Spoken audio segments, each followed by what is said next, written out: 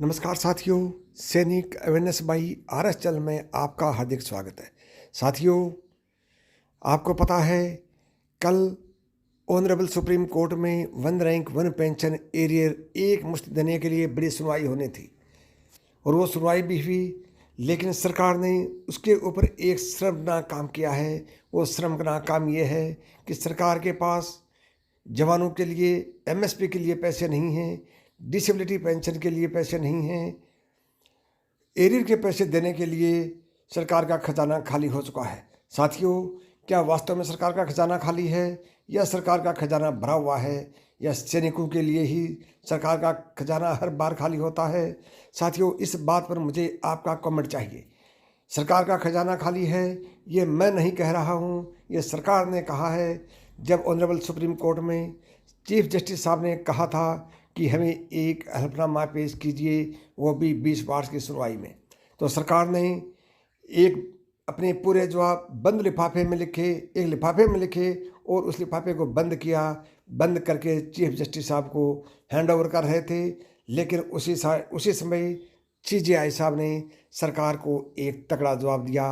CJI साहब ने कहा, ये युद्ध का मैदान नहीं है कि इतना कॉन्फिडेंशियल मैसेज हो। आप इस लिफाफे को अपने पास रखिए, मुझे बंद लिफाफा नहीं चाहिए। आप इसको खुद खोलिए और खुद हमें पढ़ के सुनाइए, क्योंकि सुप्रीम कोर्ट में पारदर्शिता है, कोई सील बंद लिफाफे का सिस्टम नहीं है। हमें इस सिस्टम को बंद करना होगा।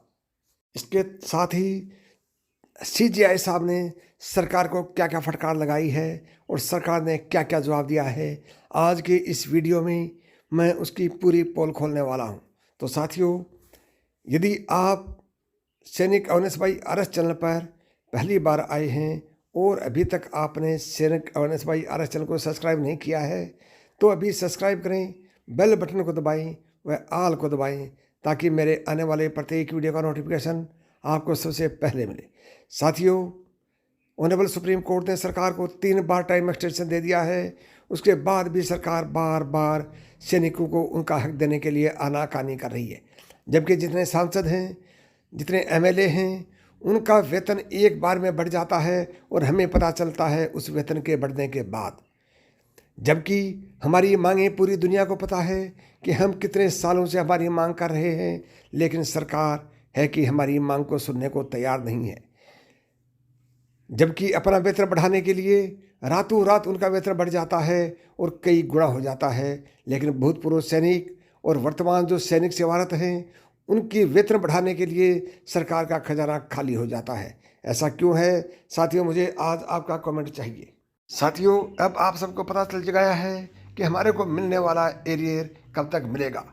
30 तारीख तक, यानी कि 30 अप्रैल तक सभी फैमिली पेंशन्स को एरियर मिल जाएगा।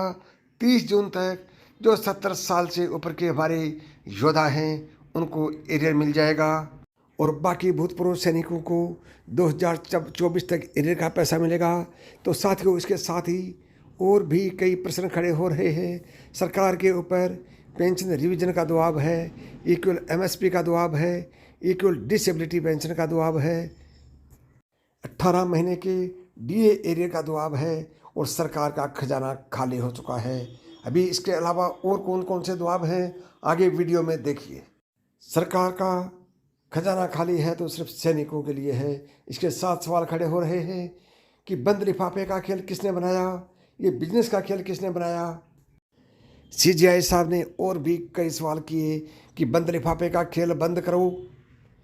सरकार अपना भूतपूर्व सैनिकों को एरियर क्यों नहीं दे रही है? सरकार की ऐसी क्या मजबूरी है कि जो सैनिक देश के लिए अपनी जान तक की कुर्बान कर देते हैं, उनको सरकार का खजाना खाली क्यों है? हमें जो हक जुलाई 2019 तक मिलना था, वो कोर्ट के 3 बार आदेश देने के बावजूद भी हमें आज तक नहीं मिला है। सरकार के 3 बार आदेश देने के बाद, बार बार सरकार द्वारा सर्कुलर निकाल जाने के बाद, बार बार सर्कुलर को अमेंडमेंट करने के बाद, कुछ सैनिकों को एक किस्त देने के बाद सरकार की मंशा क्या है, अभी तक कुछ समझ में नहीं आया। तो साथियों, ये था आज की ताज़ा अपडेट। यदि वीडियो आपको अच्छा लगा हो तो वीडियो में कमेंट करके ज़रूर बताएं, और अभी तक चैनल को सब्सक्राइब नहीं किया है तो अभी सब्सक्राइब करें। नमस्कार दोस्तों, थैंक यू, जय हिंद।